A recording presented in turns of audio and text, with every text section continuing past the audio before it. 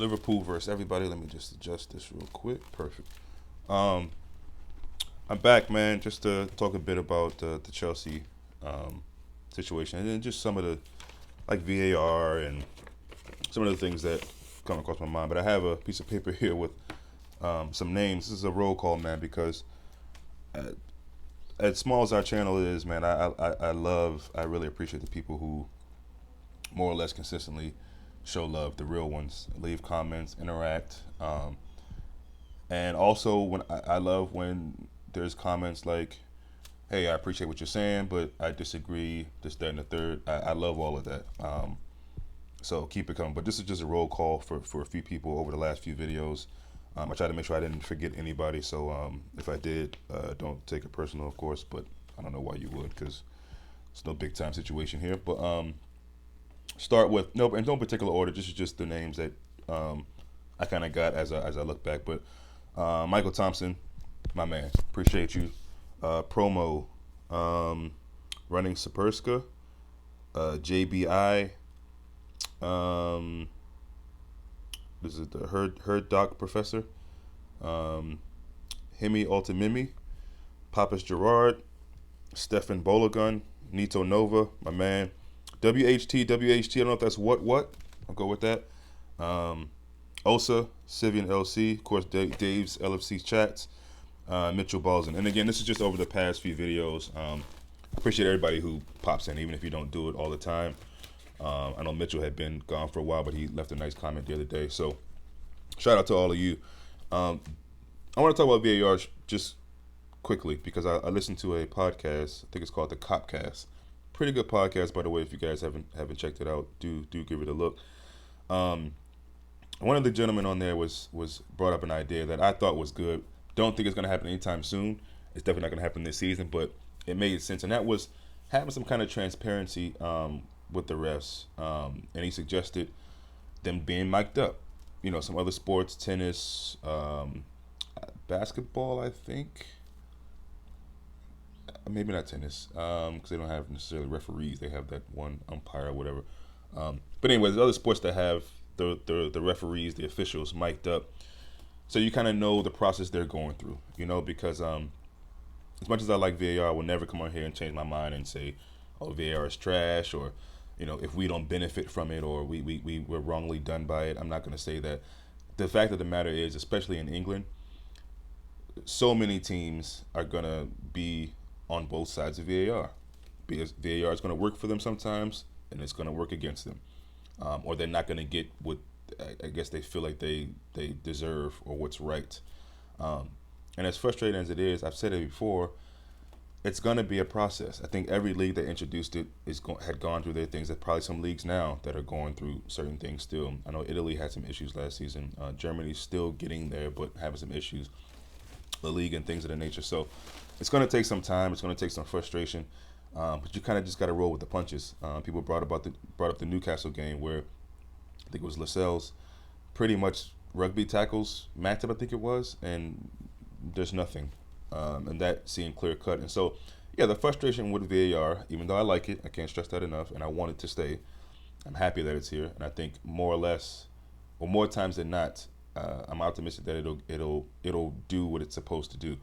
Um, and then obviously in the Napoli game, one's in Europe, one's in England, but it's fair for Liverpool fans to feel a certain way that, you know, two games back to back, something had happened, you know, that should have gone in our favor, and VAR probably should have come in and said, hey, let's have a look at this. Once you have a look, you see that it's obviously, you know, something that Liverpool should, with the penalty situation, it shouldn't have been a pen. If anything, simulation on Callejon, or nothing. I would have taken either one. And then and the game against Newcastle, that should have been a clear pin. So it's as much as people don't want to hear this and whatever, you just got to be patient with VAR. It's here to stay anyway. I can't see them changing it anytime soon. In our lifetime, I think VAR is going to be around. You know what I mean? Unless something crazy happens. But I can't see it.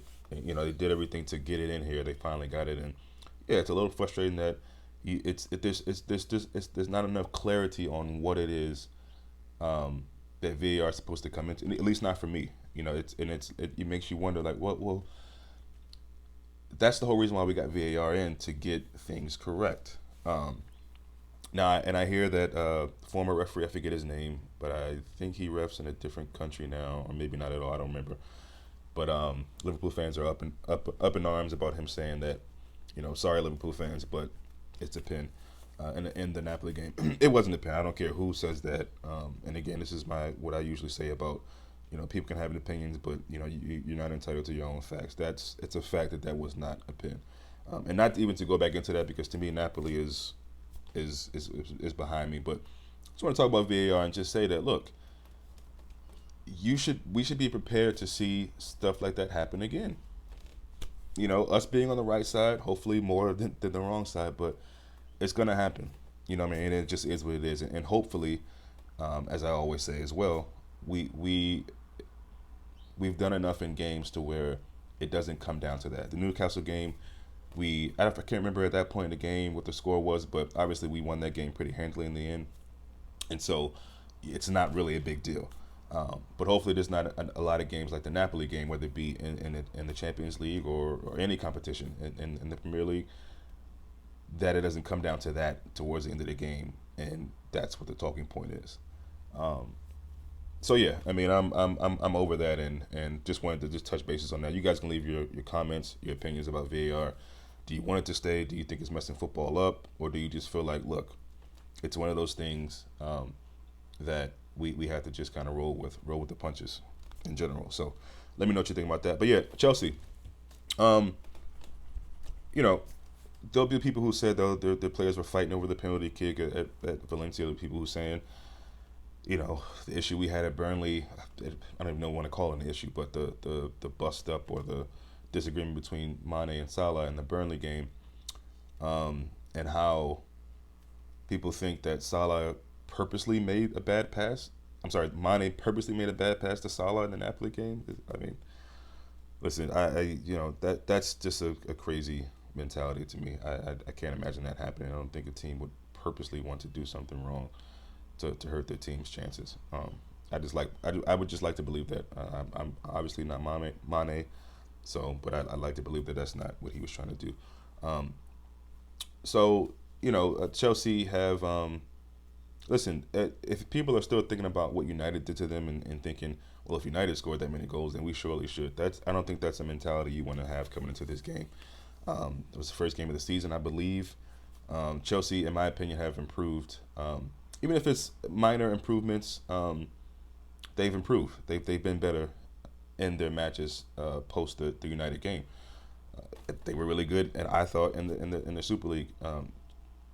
In the Super League match, the penalty towards the end, again, a little dodgy to me to say the least, but I thought they were much improved, and they played football, and I think Frank Lampard really had them up for it that game, and they had a chance to win the first trophy for him that early in the stage. So I think it'll be a good game. Them not having Mountain Dew, Mason Mount is, I think, a big loss for them, and as I said with Gary and the final thoughts for Newcastle and the slight build up to Chelsea, it's crazy to think that would be something that we would be saying. Mason Mount is a big loss for them. At the same time, they got seniors, Pedro, of course, not Pedro from Barcelona, but Pedro. He can be tricky. He can I think he had a shot or two against us to hit the bar. Willian, so there'll be other guys who maybe haven't been playing that much that want to, show Frankie that, look, I know you trust this kid Mason Mount, but don't forget about me. I'm still on the team. I still can play, and we've seen what Willian has done to us in the past, so recent past. So it's obviously not a game that you can go into and sleep on and take this for granted and feel like, we'll be good. We can sleepwalk through this game. Definitely not, and I don't think the boys will be thinking that. Haven't heard Liverpool's or Jurgen Klopp's pre-match for Chelsea, but I will do that shortly after this video. But yeah, I mean, Tabby Abraham, bulletin board material, and listen, I'm more so tongue-in-cheek with that. I don't think anything he said about we'll take our anger out or whatever, or get our revenge against Liverpool come the weekend on Sunday. But it still is something that if I'm the manager of Liverpool, or if I'm the captain of Liverpool, I'm saying, look, let's make sure we show this kid that he's not going to be taking anything out on us, and just kind of a bounce back from Napoli. Look, I think at this point, Klopp, the players, myself, probably you guys as well, said it before. We're past Napoli. It is what it is. It's the first game of the group stage. This happened last year. We all know what happened. You know, I think I heard that Ancelotti told Klopp the same thing after the game. He was like, "Well, told the boys that no matter what happens in this first game, we could also bounce back and do what Klopp's team did last season, or something like that. Some kind of job he had at Klopp, in good nature. But yeah, I'm really looking forward to this game. I'm looking forward to see Genie come back into the midfield. Wouldn't really mind Ox either. Genie and Ox and Fab could be good. I don't know. I don't know how he's gonna rotate or what he's gonna change up. I don't know if he's gonna maybe look at the defense. I don't think there'll be much that changes in the front three. And again, as I said, I feel like I need to see them bounce back. They didn't have an awful game. But I need to see them a little bit more in sync with some of the final passes. Just the connected way that we've been seeing them all season. Which again, there's going to be moments where that falls off, right? I mean, whether Champion League and the league, it's a long season. They are allowed, a couple of games where they're off. And speaking of that, let's talk about Andy Robertson here. You guys know I'm always honest on this thing, and I'm gonna be me and say how I feel, and I can't allow myself to say what I think people want to hear or whatever. So that's me. I'm saying that before I say this because I'm sure there'll be people who might disagree with certain aspects of what I'm saying. Look, as athletes and on this stage, good athletes, you're gonna get this from fans, and I'm not buying the whole idea. Sure, there's certain fans, I'm sure.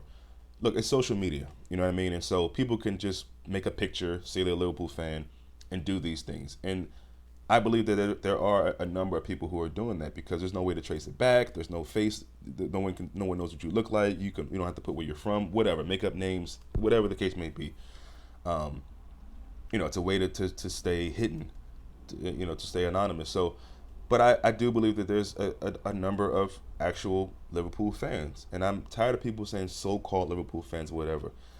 This is the state football has gotten to. Or I should say fandom, or which a fan means a fanatic. That's why I try not to use that word too much. If you notice, I always try to say supporters, but every now and then you say fan because that's just what we get caught up saying for a lot of times. But as supporters, this is who we are. This is who we are as a whole. Not all of us, of course, not all, but there's a great number of people who are like that, and it's crazy because you would think that this guy hasn't been incredible since he's gotten a consistent start at Liverpool. That's last season before, whenever it was. Moreno was taken hurt, whatever, and Andy Bobby came in. He's been incredible. He had a performance that wasn't his best. I don't even think it was necessarily his worst, but it wasn't his best, and that's what happens. But the other thing is this: as an athlete, these things come. I think Lovren at one point had to deactivate his Instagram or take a post down or something. So I understand the human aspect of, maybe that being too much and you take it down, but that's kind of what can come with the job. I think, as crazy as it sounds, Ronaldo wasn't always loved at Real Madrid, which I think is strange to me. But I mean, he obviously has to go down as one of their best, I don't know, top 5, top 10 players at Madrid of all time. They've had a lot of players come through there, but Ronaldo has got to be in that list. So, sometimes you can't you can't please everybody. And again, I don't think it was all fake Liverpool fans. Obviously, I don't know the percentages, and maybe it was all fake Liverpool fans. I just don't think that's the case, and I think we need to stop saying that. Oh, that can't be a real Liverpool fan. It's everyone's different. We all support our team. We all have different reactions to the team. I mean, if you think about just the Liverpool YouTube channels, for example, my view may be different from Drifty. Drifties might be different from, I don't know, whoever else is out there, Dave's LFC chats, or whatever the case may be. So it's okay for us to all have different ways of viewing the team, or some people can watch the game and be calm no matter what. Some people can watch the game and they're cursing out Mane, or they're cursing out Salah, or they're cursing out the manager for not making a sub or whatever. So there's no real right or wrong way, in my opinion. Obviously, it isn't necessarily right to, and I haven't even, I don't think I've seen one. I know there's been abuse or whatever of Robertson. I haven't seen any because I don't really seek it out. So, so I can imagine what was said, but I mean, some of that stuff you kind of just gotta turn off. For him to deactivate it, it must have been quite serious for him. But again, I feel you, but I mean, as an athlete, this is kind of what comes with the territory. Unfortunately, it just is what it is. You kind of just gotta brush it off and keep rocking. So, again, back to the game. This is a big game, and I'd say almost more important, if not as important, probably slightly more as an athlete game. Because look, we have to keep the pace in this league.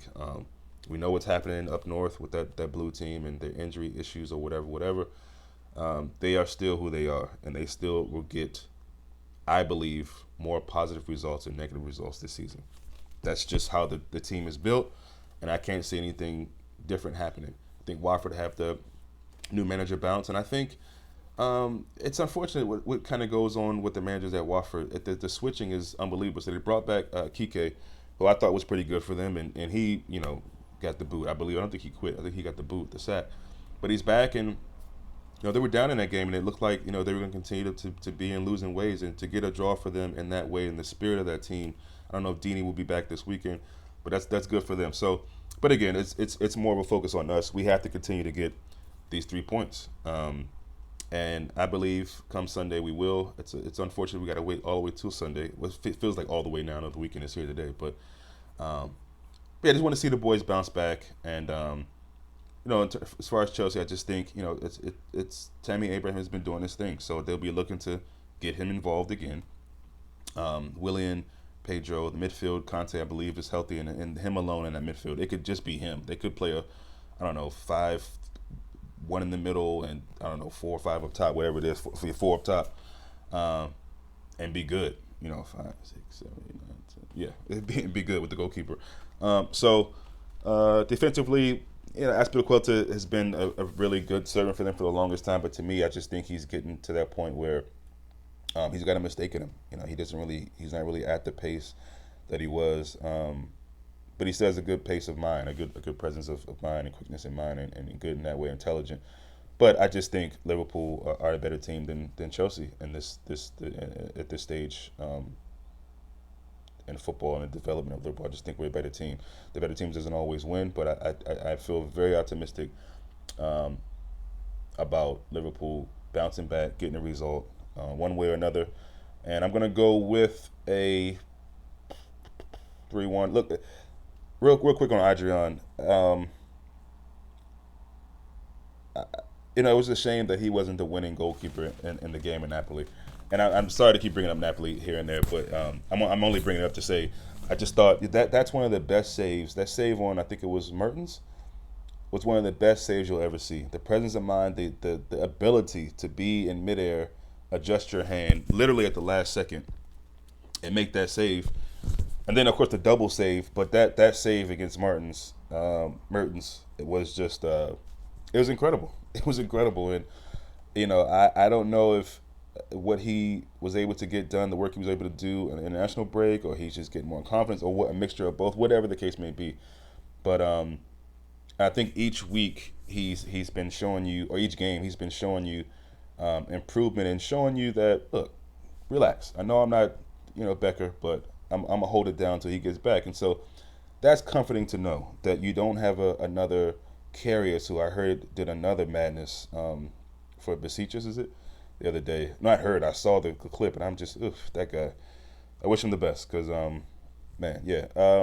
But, I think people were kind of wondering, should we have kept Mignolet, went with Adrian. Look, it's a small sample size from Adrian, but I'm going with Adrian from what I see in this small sample size. And not just the saves, but the placements on the ball is getting better. His distribution is getting better. So I just think the team is feeling more comfortable with him as time goes on. And they realize that, look, we don't have Becker right now. it's probably best that we build some kind of trust with this guy and rock with him. So yeah, big shout out to Adrian. Um, so it's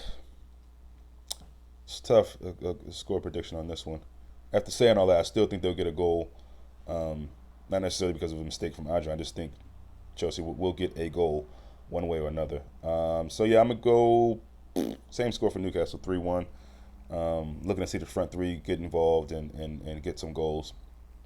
I don't care who it is, but I don't care who scores in general. But I am looking to see Mane, Salah get back into scoring some goals, maybe even Firmino, and getting this win and putting the last loss behind us. It's been a long time since we lost a game. You know what I mean? People got to remember that as well. A game in general. So yeah, looking forward to it. Hope you guys have enjoyed your week.